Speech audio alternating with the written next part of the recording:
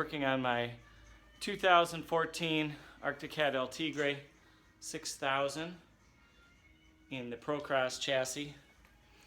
And I've Googled and looked on Hardcore Sledder on how to remove the slide action skid frame so I can install my new four-wheel kit. What most of the instructions say is to simply remove the two rear skid frame bolts. They mean these bolts holding the torque link on.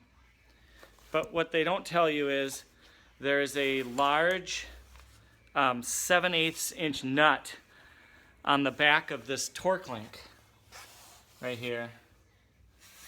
Let's see if I can point out. So the bolt is here.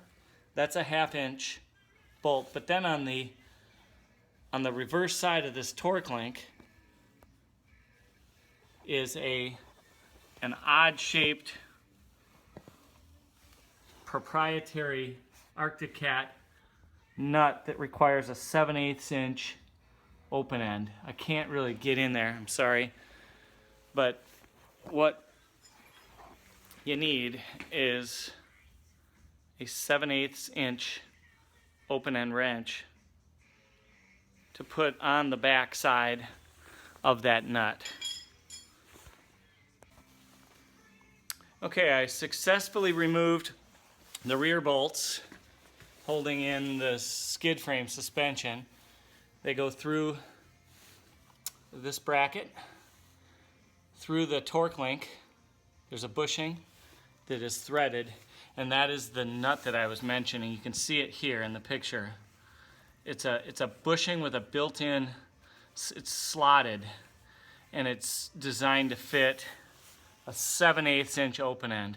So it is a little tricky. You have to get the open end wrench in here on the back side of this, what I call a proprietary nut bushing, to hold that in place to remove the bolt. So I've got a pic here you can see in the video. I've got the 7/8 inch open end that goes right on that fitting, on that bushing. I'm spinning it with my finger here. There's no tool in the Arctic Cat toolkit for this. It's a 7/8 inch open end wrench. So now I've got the skid frame loose.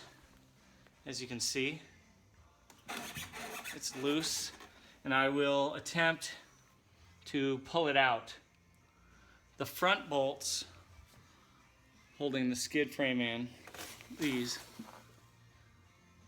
do not need to be loosened, as I've been told and as I've read. So this slide action skid frame is just supposed to pull out. So I'm going to attempt to pull that out without loosening the tension bolts.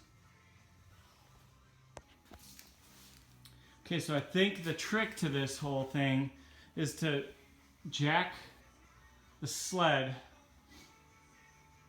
up off the ground. I've got it suspended from an electric winch, which is hooked to the ceiling in my garage.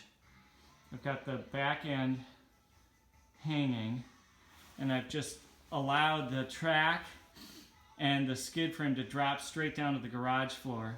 And now it feels loose. So I think I'm going to be able to pull that right out. Pull it up off the cogs, the inside drive cogs of the track. I'm going to lift this whole skid up and out and pull it to the right. Let's see if I can do this.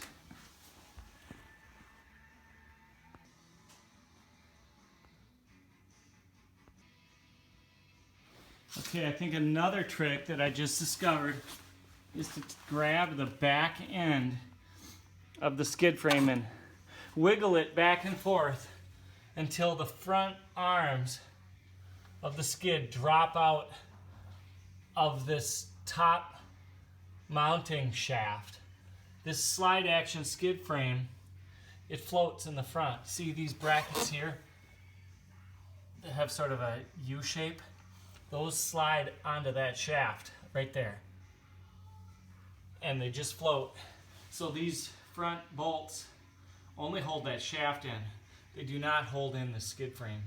So I'm wiggling it back and forth to get that front of the skid to drop down. So now it's there, I got it to drop down. Now I think I can pull this out. Voila.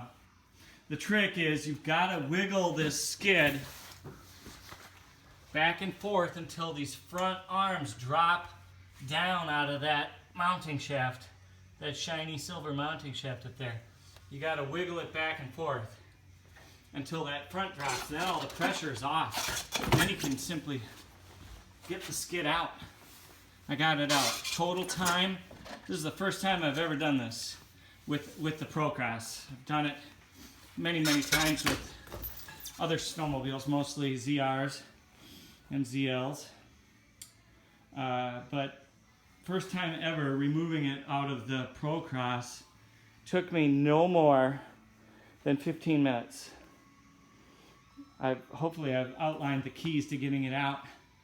At first, there's a lot of tension and pressure because these front mounting brackets on this Procross skid, the slide action skid, see these channels where my finger is?